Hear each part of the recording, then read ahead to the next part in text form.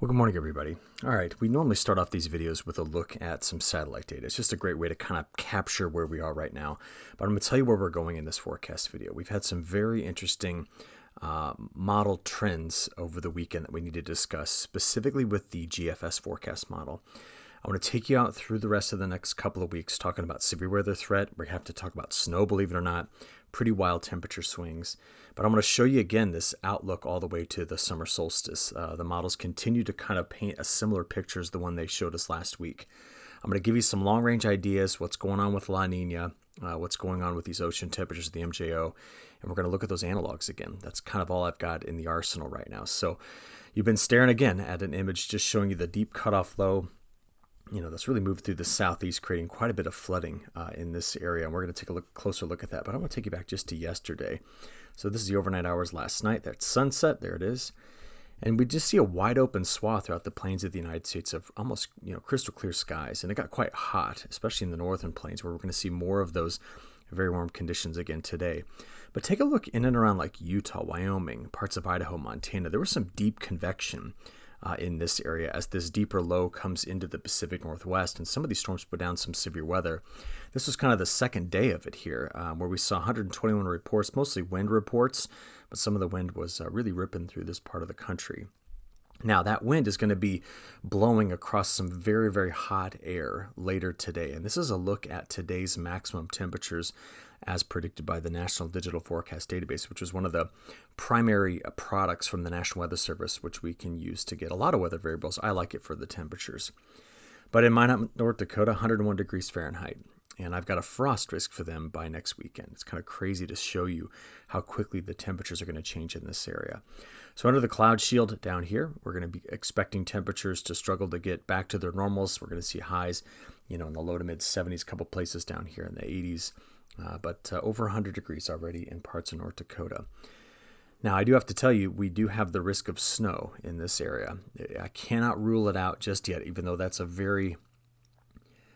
predicting snow in May is chaotic anyway, but there are some models that are going after it, and we'll show you that in a few seconds. But from here, I do want to get a good look at that frost risk. So this map I make only goes 7 days. It uses the National Digital Forecast Database, and I'll remind you again, what I do is I look for any time in the next 7 days where the NDFD forecasted temperature of 35 or lower. And so we can see that even though we're going to be over 100 today, we are expecting a frost very soon. All right, so here it is. Here's the winds today. Let's take a look at the flow. Kind of zoom in here a little bit. There's our larger cutoff low that's still spinning over the south and southeast. It's going to continue to put down some pretty heavy rain. We do have our wave ejecting into the southern Canadian prairie, coming out of Alberta into Saskatchewan, but very strong winds in the southwest, very strong winds coming through the midsection of the country. But there's going to be an interesting feature to watch with these next few systems, and that will be how quickly we can reopen the Gulf to transport moisture to these next few systems, because if you don't have high pressure pumping moisture from the Gulf straight through the heart of the United States, predicting when and where that severe weather is going to be. In other words, is it north, is it south, is it back toward the Rockies, or is it out in the middle of the plains? That's just always going to be a challenge. But that's just a quick look at the winds we're expecting today. And that's why we've got wind advisories, red flag warnings, high wind watches, high wind warnings down here. We can see we have the risk here. We have a winter storm watch at very high elevation here, red flag warnings in parts of here in parts of Montana. And then stretching from Nebraska, which has been one of our driest states compared to its historical averages in the entire country. Okay, when you look at that, you just see the risk of wildfire going from Nebraska through the Dakotas, Minnesota, northern Wisconsin. Farther to the south, we do have our flood issues down here, and that's where the upper level low continues to sit and spin after a weekend of dropping a very heavy rain stretching from Louisiana all the way over to South Carolina. And just zooming in a bit there, and not to ignore what was leaving parts of the northeast here either, but to zoom in on the southeast, a few spots here did pick up 4, 5, 6 inches of rain. A couple of regions even heavier than that. But over the weekend, I got to be honest, while my attention was torn between this and one other feature, and that other feature was the way that the models were attempting to handle the next two waves coming through the northwest United States into the plains.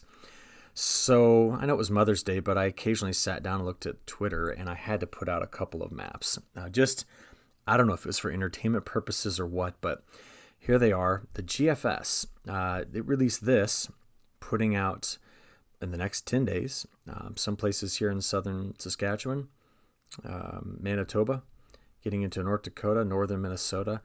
I mean, there's a couple spots in here where the model was dropping 2 feet of snow. That was the 12Z run from the GFS yesterday. Then the 18Z came out, and it tried to cover like the western half of North Dakota and South Dakota and most of North Dakota into parts of Manitoba here with just incredibly heavy snow. Same thing for northern Minnesota. And when we're kind of looking at these forecasts, I'm like, okay, GFS, what is going on? I know there are deeper waves coming, but is it really supportive of snow, and what can we make of this? So I need to show you the newest run. So you just saw the 2 previous. This is now the 0Z run. And as we play this forward, here we are. Where are we in time? This is the getting out there to the 16th, 17th, 18th. Here we go, 19th, 20th, 21st. That's of May. So it still has a 10-day forecast with snow coming into parts of the Great Basin, the Rockies, coming out into Wyoming, the western Dakotas, again, the southern parts of Saskatchewan, Manitoba, even getting into Ontario. Now, when we see this in the forecast models, it is, you know that the forecast model's ability to predict the first snows and the last snows are not good, right? I mean, it's hard to do. If you want to get a snow in May, we've got to have the temperatures just right, which means you have to hit the right time of day. And to even think that you've got cold enough soils for this to stick is another thing. But I'm going to show you the probabilities after this, and we need to have just a discussion on what's going on in this area and what's creating this. So I'll come back to that in a few seconds. But I need to be very clear about one thing. That was the GFS model. And we talked about this at the beginning of last week. And the GFS model just kind of absolutely lost all of its skill, and it just did it again. So I want to be very careful when using those forecasts, and I want you to as well, because you might see something like I put out on Twitter, maybe didn't pick up on my sarcasm or just the kidding around, or you might see something posted on Facebook where someone's trying to predict the end of the world with something like this, and we need to understand that there is an issue going on with the GFS model right now. I hope it recovers again very quickly, because I rely on this model to make accurate forecasts. But since the European model is doing a bit better, I do want to show you the current operational run of the European, and this is what it's giving us over the next 10 days. And I want to point out that same time frame, it's not as though it has nothing in there, which means we could get cold enough to see some snowflakes in this area. But definitely more in the higher elevations in the Rockies, and same thing for the Sierra Nevada, according to the model. Okay? There's been one big thing that has changed. Do you remember how the last few weeks we've been talking about the momentum just falling out of the total flow of the atmosphere? It has repositioned. Now, total global momentum is still down. And a lot of that is because right here in the southern hemisphere, there's a large area where the subtropical flow is just gone. It's just weak. But what's happened? Do you see this right in through here? Look at this color today versus the 1970 to 2010 mean. We have picked up some momentum in the northerly latitudes. Okay, our jet stream still displaced north, but we've picked up some momentum. And that seems to be shifting around the ability for the atmosphere to get more zonal, which means coming from west to east, and as a result, kick off more systems. So take a look. This is just a couple days from now, out on the night of the 14th, and look at that. And look at the subtropical component of the jet. And whenever we see this, and there's a lead trough with it, we're going to be talking about the risk of strong to severe storms, major swings in temperature, and just energetic systems. What I mean by that is just moving. They're big. I just want to know, can they tap into Gulf moisture? And that's really going to be the story here with this forecast going forward. So here they are. Ready? So right now, snapshot.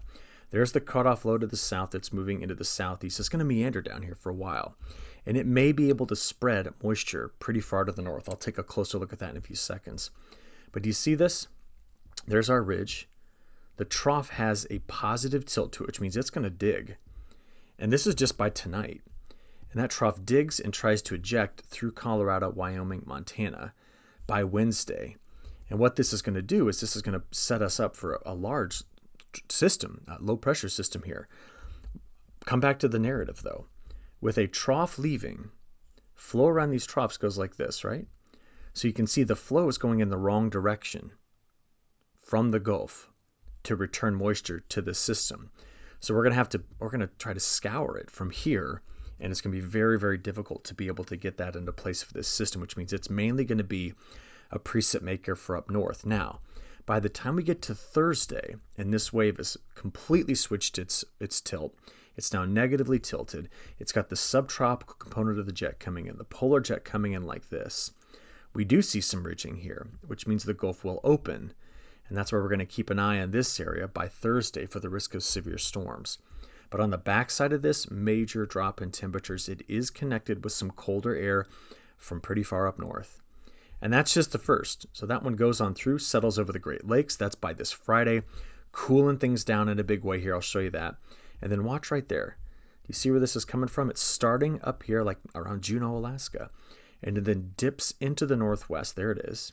That's Saturday into Sunday and Monday. Now, what does it have? This system has antecedent cold air. Okay, this one coming in here, which is going to dive in, has already some cold air to work with.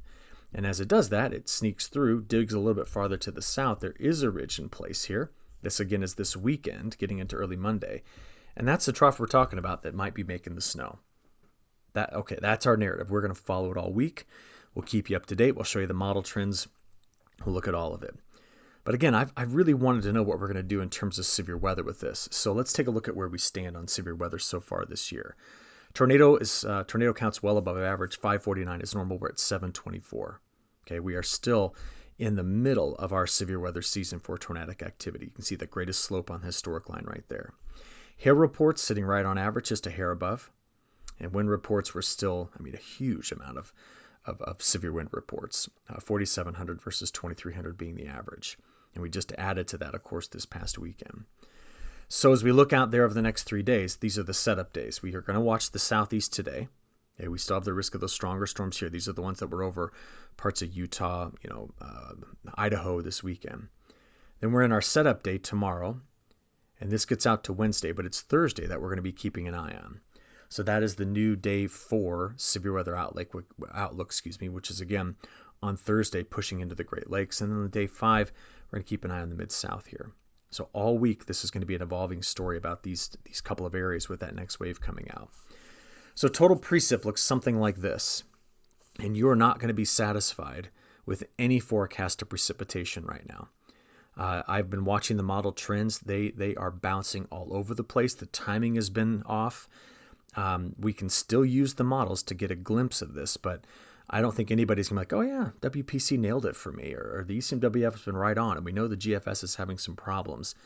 So just prepare for that. But what I want to tell you is we have one low that's leaving.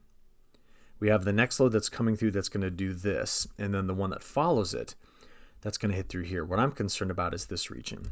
Do we continue to pump in dry air to parts of Colorado, maybe sections of Nebraska? I'm going to talk to you more about that in a second. What about Kansas, Oklahoma, Texas? We've had major flooding here, but this area can go back into drought at the drop of a hat. Strong winds, hot temperatures, they can just zap any moisture they've got. And then we've got this corridor in through here, which there's a lot of folks right in this area that have been very, very dry as of late, and I'm going to show you what they're expected to get. And that's to say nothing of what's going on in the Pacific Northwest, which we'll come back to in a second as well. But I did mention windy conditions. Here's the forecast maximum wind gusts out of these next 2 systems. Ready? Let's just add it up here. What I've got for you is that over the next 10 days, we will see some very strong winds going through the southwest United States, through the central United States, and it's really only the southeast that avoids the strongest winds in pockets of the northeast. But a lot of very windy conditions expected to come out of these next couple of systems. So here they are, GFS left, European right. Play it forward. We're going to watch the upper level low spin over the southeast through the rest of the day today, moving into the mid-Atlantic by tonight into tomorrow morning, and spreading its rain in parts of the eastern Corn Belt and then into the northeast. Did you see that? Let's watch it again. This is Monday, Tuesday, Wednesday, and Thursday. Okay. By Thursday, this is early Thursday morning, our wave has come through the northwest, and it's now gone through parts of Idaho, Montana. See, it comes through right there. That's where it's going to be putting down some heavy snows. And then we're going to watch this system eject into the plains. Now, this isn't your snowmaker, but this is Thursday afternoon and evening. Now, the problem is there's no big area of high pressure sitting here to open this thing up. So the low is there. we're going to have this corridor in through here that's going to have the best setup for severe storms. It just doesn't come peeling all the way down the line or start off with a dry, that's a terrible drawing of a front, but a dry line set up right in through here. So this is the one that's starved for moisture. It then spins over the Great Lakes, and this is the one that on the back side, we get the antecedent cold air, the preceding cold air. So that front stalls out right here. This again would be the day 5 forecast, and that's where we're going to look for that severe weather on Friday, right in through there. It's in both models. And then here comes the next wave into the northwest. Look at that one. Deep, deep wave. As one leaves in the northeast, the next one comes in the northwest. Now, as this wave comes in, by the time we get into Monday and Tuesday and it starts to come through, watch the models try to put down snow. I'll rock back and forth over Monday and Tuesday so you can choose your model and have a good look and see where you see the blue, because that is where that snow risk is going to be. Now, what we're watching here with this whole setup is just, is there enough cold air to be supportive of this? So here you go. Remember earlier I showed you the GFS forecasts? The ensemble of the GFS, which has 31 members, does not see the snow. So the probability of getting that snow from these ensemble members is very, very low in this area. Now, not in the Rockies. We've got it there. Sierra Nevada, yeah, the chance of getting an inch, sure, but not here. So we say, well, what about maybe the European ensemble? Let's go have a look at it. Let's go back to that 0Z run. Probability of getting an inch over the next 10 days. It is attempting to do something in this corridor, but I just want to let you know the uncertainty is extremely high with this particular outlook, okay? So we do see that the models have something in terms of snow there, but we're going to have to watch the day-to-day evolution of this to get it right. But I want to come back to my moisture discussion because I think this is critical. That's the deep low. This is precipitable water. It's how much juice is in the atmosphere. And do you notice that as we get out there to Tuesday and to Wednesday, as this low is trying to take shape, this is the one that scoured it. So there's no open Gulf transport to this one. That's Wednesday into Thursday. The risk is here, farther to the east, where we are going to have the moisture for severe storms. Then it clears out quickly with dry air, but watch the next system. So this is Saturday, Sunday, Monday. See how much easier it is to draw that Gulf moisture back into this area for that second system, the one that comes in Saturday, Sunday, Monday. That's the one that's going to be, the best situation here for delivering rainfall to some key, very, very dry areas.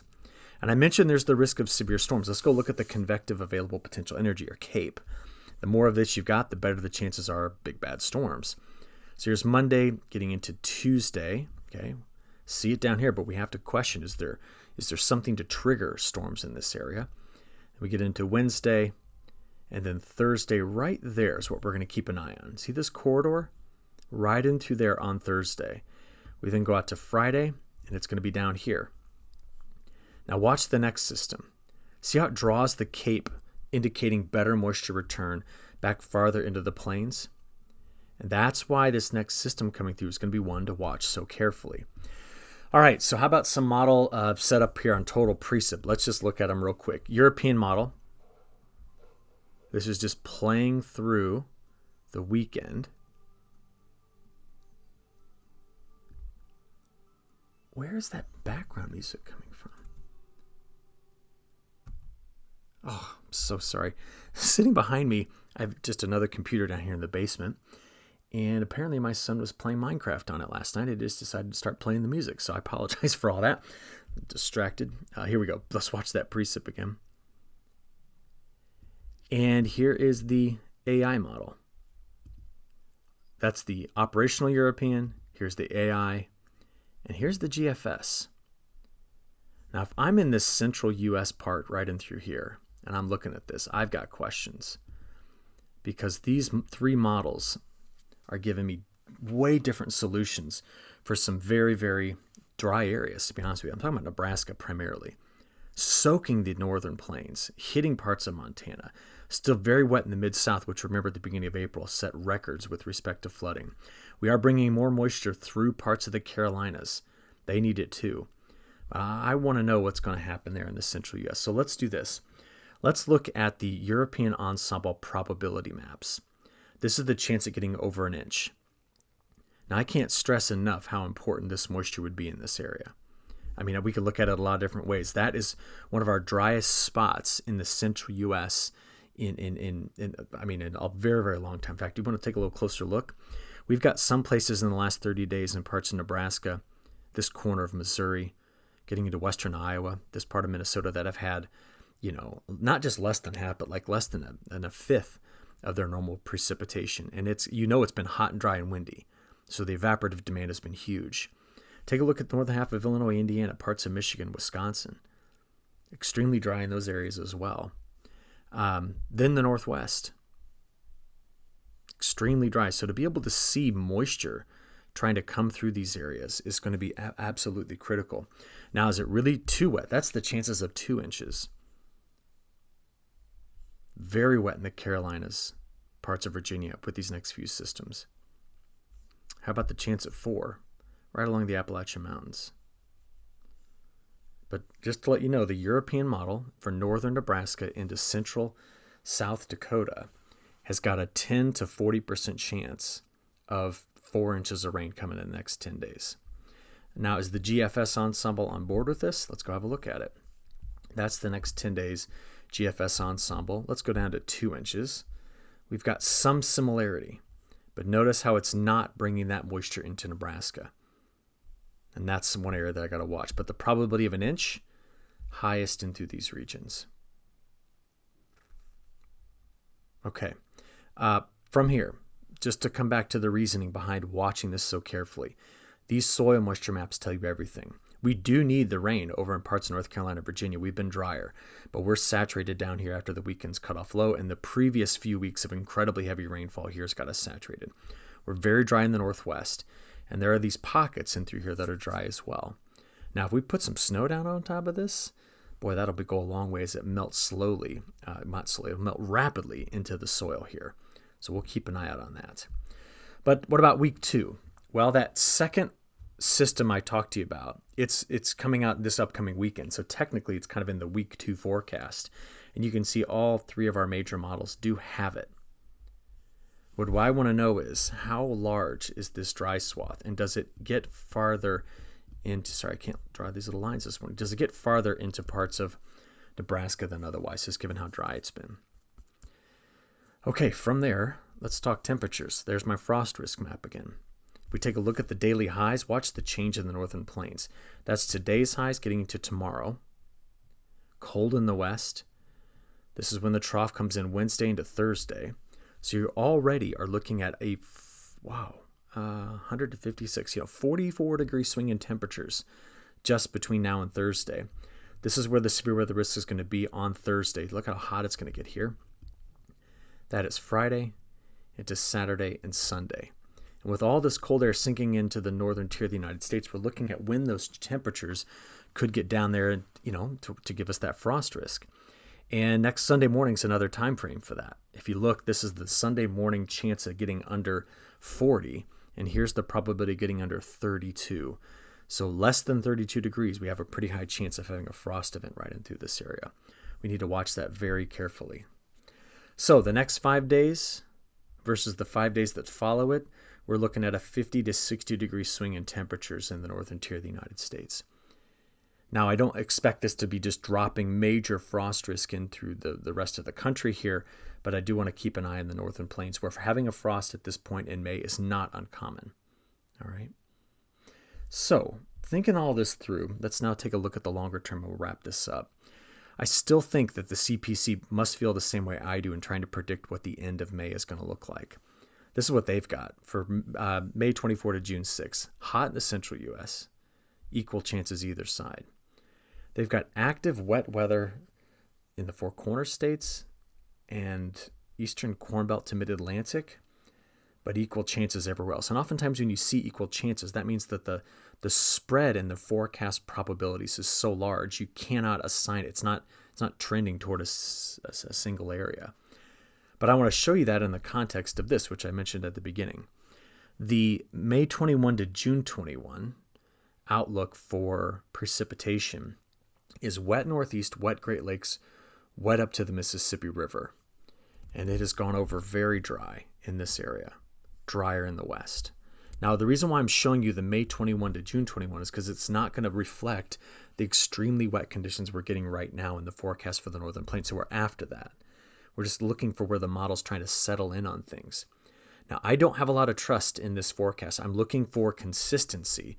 So if I just show you this was the forecast from yesterday. This is the one from Friday I showed you. I can just keep going back, and I'm looking at the same time period to see how many of these model runs gave us a very similar look. So from the 7th all the way to the 11th, I've got consistency in the forecast from the ECMWF. But I'm questioning it a lot because of a couple things I'm going to bring up in a second. But I do want to show you that the GFS extended, it only goes out to the 15th of June, okay? It's a 35-day run instead of a 46. And as you look at it here, it has a similar look to it. So Canadian Prairie, I've got moisture coming through. Eastern United States, the whole East, if you're east of the Mississippi, you've got pretty good chances of getting good moisture according to these models.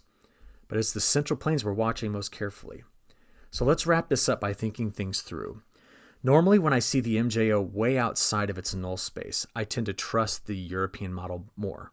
It tends to capture that better, and it's just been here in null space for a while. But I've been paying attention to why it's there and what's going on. And we are getting a bit of a trade wind surge happening from now all the way through the end of May, and that's the blue-greens you see here. This is where the trade winds are stronger than normal going across this part of the Pacific Ocean. Now that's very La Nia-like. That's what happens when we have La Nias. Big, long duration, stronger than average trade winds, and they tend to meet right in through here. Now thinking that through, I want to show you the current ocean temperatures. I want to come back to a couple of ideas we've been trying to establish. One, there's been a lot of folks who say, we're going to break over to El Nino. We're not. This is not going to be the case.